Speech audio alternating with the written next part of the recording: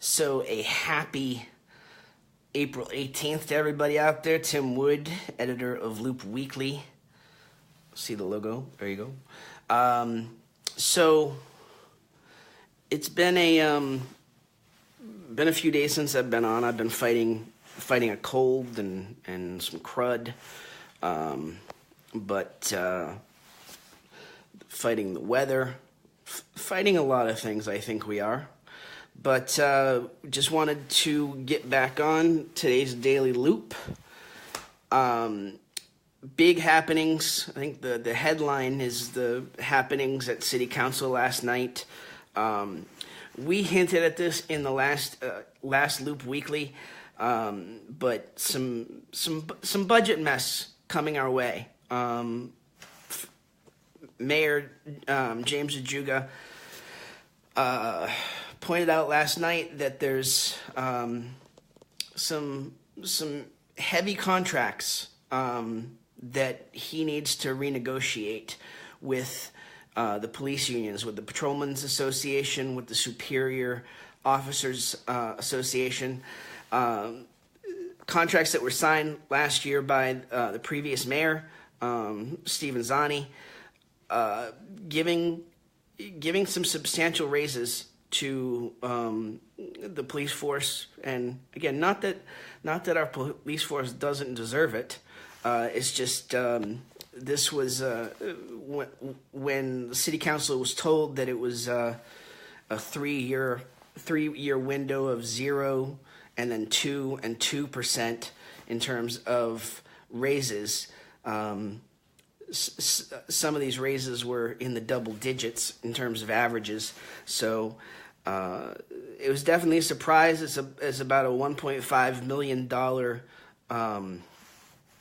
chasm that needs to be rectified between what we thought it was going to be, what we thought their contract was, and what these contracts are. So the mayor's staff, representatives from the solicitor's office, from the auditor's office, from his staff, will be sitting down with the unions who have agreed to sit down and talk and trying to figure out a solution, because I don't think anybody wants to throw worst case scenarios out there, but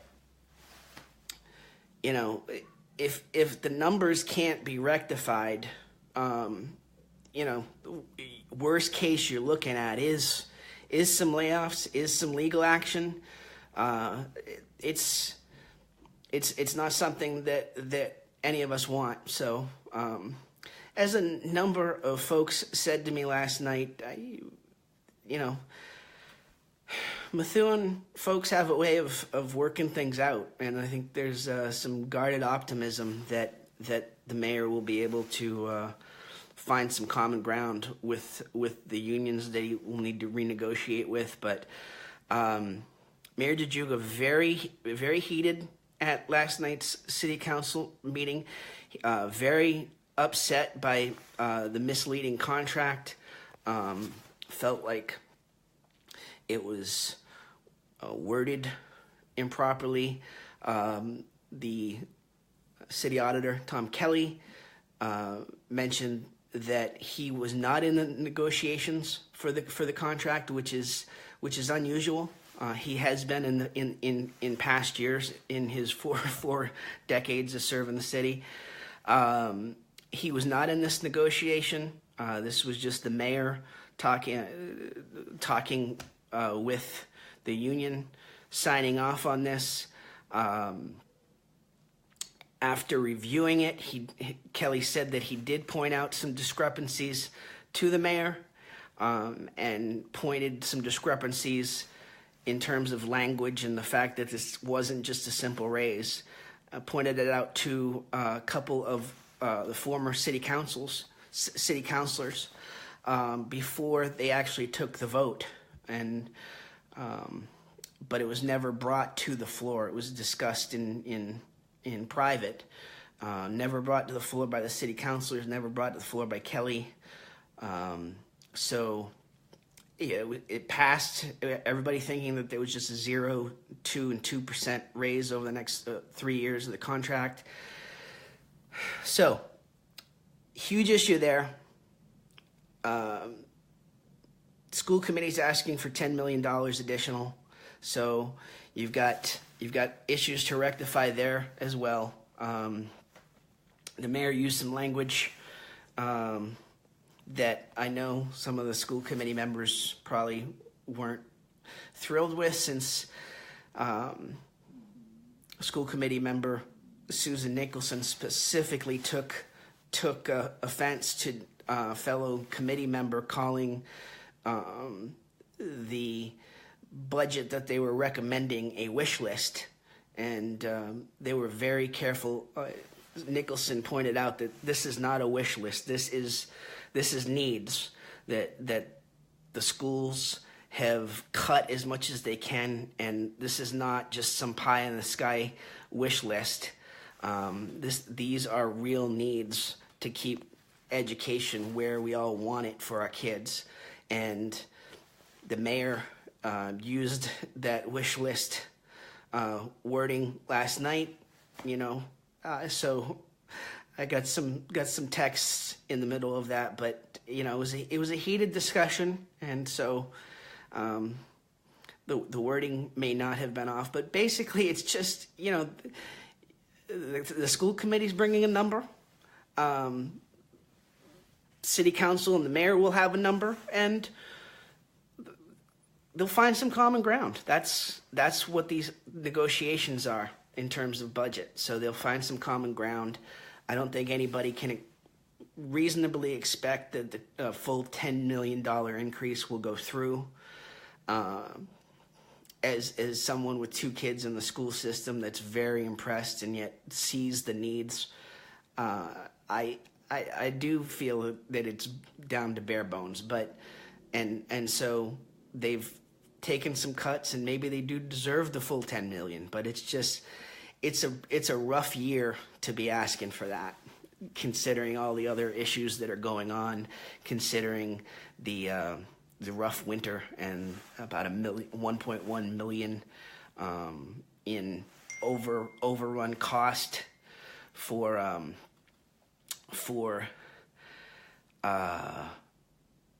snow and ice removal. So a lot of things going on there.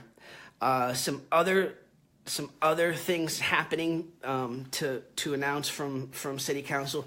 So the council approved about $90,000 to be spent on downtown lighting, which is great, from about a portion of Broadway down near Osgood Street up to the library. Will include Hampshire, Charles, the whole, a total of about, I believe, 38 light fixtures, decorative light fixtures. The lighting will be fixed down there. So some added life back to the downtown as things continue to move forward down there. A lot of discussion about 80,000 square feet of commercial space planned, over 300 potential units, housing units in the downtown. They've got a parking study that they're working on, which parking is going to be a huge part of this. So some good money being spent on downtown lighting. In addition to all of the rail trail, they had the rail trail dedication yesterday,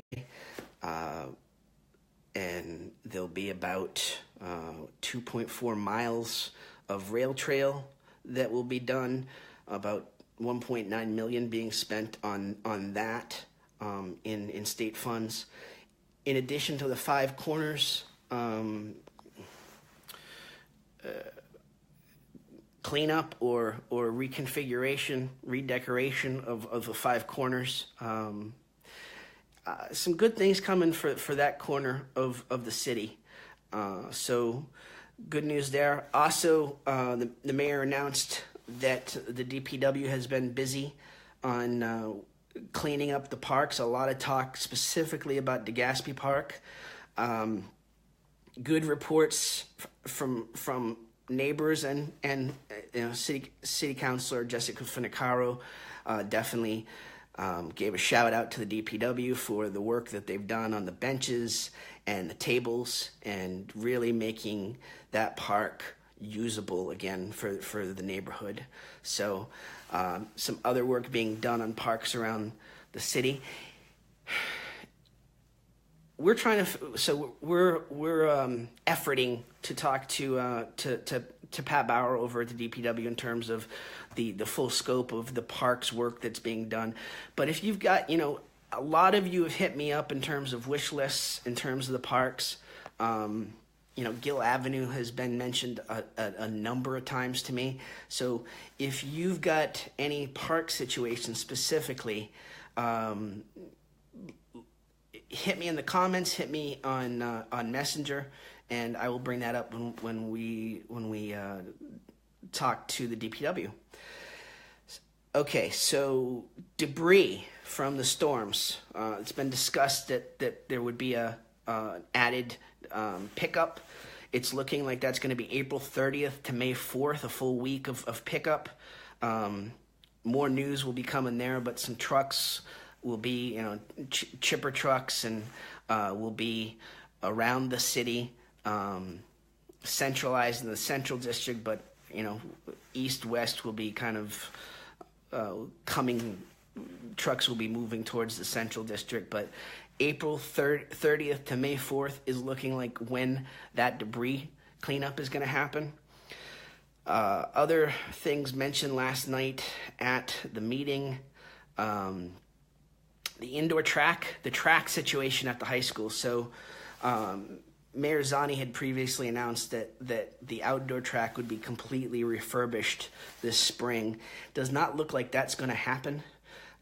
It looks like they will do a refurbishment of the track after the school season.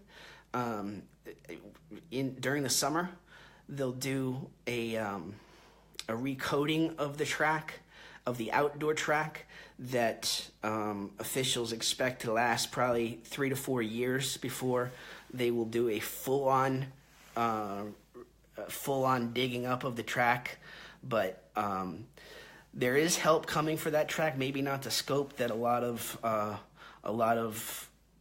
runners and track and field folks and just walkers using the track were hoping for.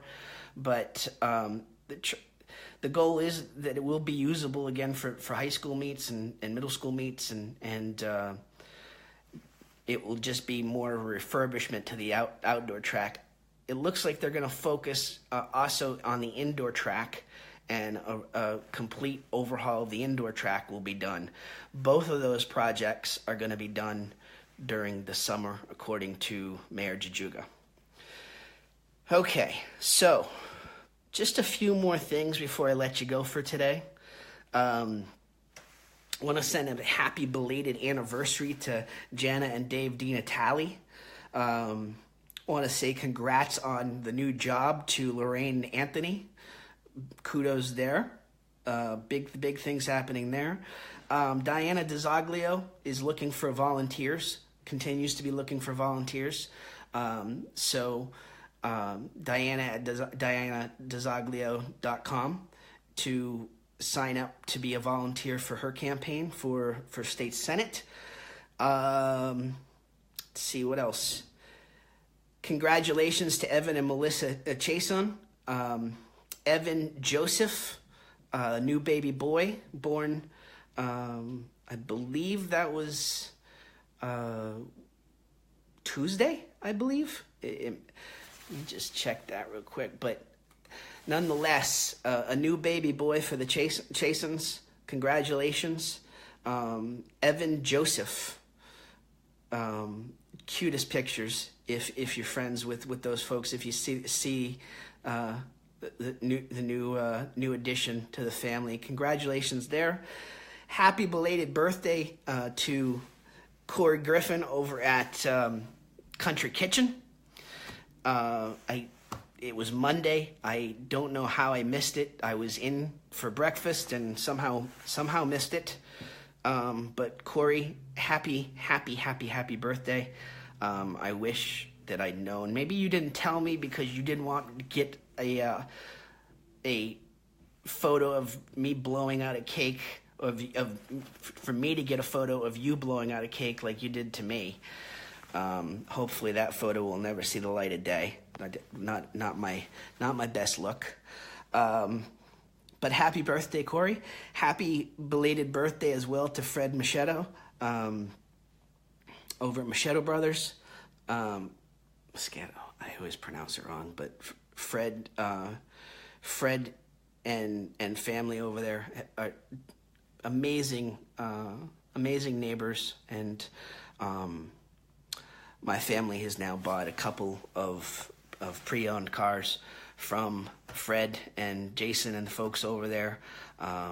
Great cars. So most recently, so my nephew bought a car late last year or in the fall, and then my niece just bought a car over there that she will use very vigorously in her new job down in Orlando. So Fred and company over there, they had a break-in. You may have seen it on the news. They had an issue over there the other night where a white van, someone in a white van came over and stripped the tires and the rims off of a Mercedes in the lot over there. Great neighbors, though, in terms of being on the watch. Shared the story. Fox 25 came out and actually did a story on the break-in.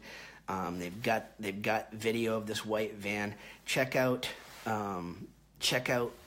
Shadow Brothers or Fred's Facebook page to see those photos. You may recognize something, maybe something that you can share with the police, but these things happen, but they definitely, they've got the video. They want to catch the guy that did this. So, all right. So, one last plug. Tomorrow, Looped In Live, 11 a.m.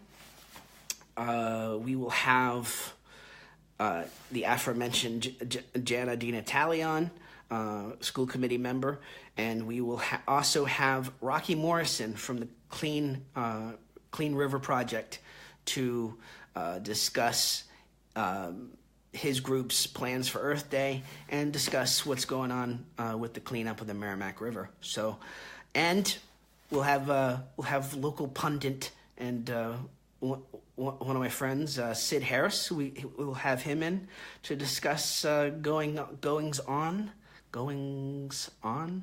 Yeah, we'll go with that. Just to discuss the news around Methuen. So that's Looped In Live on Facebook Live tomorrow, 11 a.m. or on demand. Watch it anytime you want. For now, I'm going to let you go. Hope you have a great hump day Wednesday. Sunny outside, thankfully. All of the gook, all of the rain is gone. Actually, I lied. One more shout out tonight, Ranger Nation Radio, all about youth sports in Methuen. We will have on Kevin Aliette, the coach of Methuen High School track coach, who actually ran in this marathon on Monday in the worst marathon conditions imaginable, and did a phenomenal job. We will talk to him about that, talk to him about the Methuen High School track program and their spring season. And we will have on the quarterback of the Rangers from last season. Just had a phenomenal season for the Rangers. Jordan Perdomo, we'll have him on. He is now a starting pitcher for the baseball team, so we'll talk some of the football stuff. We'll talk some baseball stuff with him. So that's tonight with Bill Bryant and myself, Ranger Nation Radio, 7 p.m. on Facebook, at Ranger Nation Radio. You can catch the stream on Loop Weekly here as well, but that's 7 p.m. tonight, Looped In Live, 11 a.m. tomorrow. So for now, glad to be feeling better, glad to have my voice back. and glad to be amongst the living again. So, Tim Wood, signing off for now. Have a great Wednesday.